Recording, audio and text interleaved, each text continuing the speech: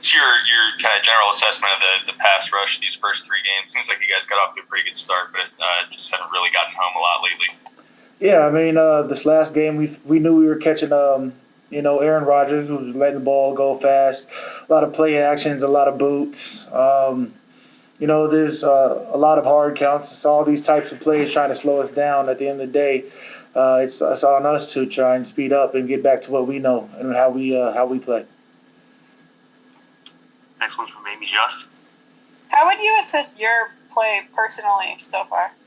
I feel like top of the run is sort of what we've done, and at the same time, we've got to be able to do more. We've got to put ourselves in favorable positions in terms of the third down battles, where we can get them to actually, try and be pocket quarterbacks instead of these quick routes. I mean, I don't think I helped in terms of the two offside penalties I've had in the past two games, and that's something that you have to look at it and get better from. Next one's from Luke Johnson.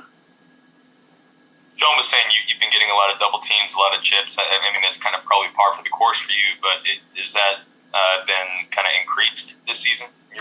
It seems that way. Man, at the end of the day, there's no such thing as excuses. We all know I'm gonna get double teamed. We all know that there's gonna be nudges, chips, guard help, whatever it is. Got to have a way to overcome. And at the same time, if I'm getting double teamed, that means somebody's catching a single. We have to overcome as a defense. Next one from Amy Just.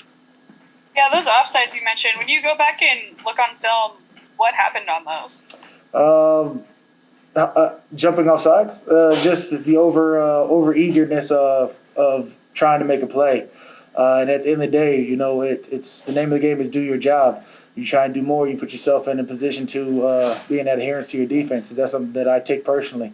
In terms of Aaron Rodgers and his 17 hard counts before snapping the ball, that's something that they knew that they could go in and get an advantage on. Knowing that it was a home game, but with these COVID times, it's just treated just like an away game. And their ability to adjust, readjust, and make the right plays. Again, that's something that I take personally, so I'm going to have to eliminate those mistakes ASAP. Next one's from Nick Underhill. When Davenport's out there, does that change at all how often you see double teams with that, or is it just kind of par for the course and he can eat a little more off the attention you're getting? Yeah, this is par for the course. Again, if I'm catching a nudge or a chip or whatever it is, guard help come down, that means somebody should be able to get free and catch a single block. We have to win our singles. And as fast as the ball has came out the last 2 or 3 games, this is something that we as a defense have to attack. As we all know, we have to stop the run and put ourselves in favorable positions for the third down battles. Next question is from Rod Walker. Hey Cam, how close do you feel like this team is, though? I feel like we're progressing, and at the same time, we're not growing fast enough. When you have two losses, that's something that is a direct reflection of how we're growing as a team, and that's something that we hate to have on as a stain in our record. To be sitting 1-2 when I think we have the potential to be great, we've got to be able to capture every opportunity we can. Next question is from Luke Johnson. Yeah, kind of related to that.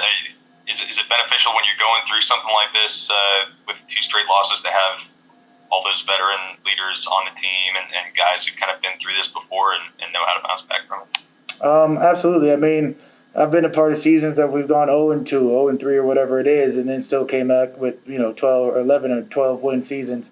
At this point, we don't want to win we don't want to lose not one game. I mean, we want to win them all, and it has to start back to what this week. It has to be whoever our opponent is this week. We have to take in that same mentality of we're trying to win each and every moment within these 60 minutes that is a game.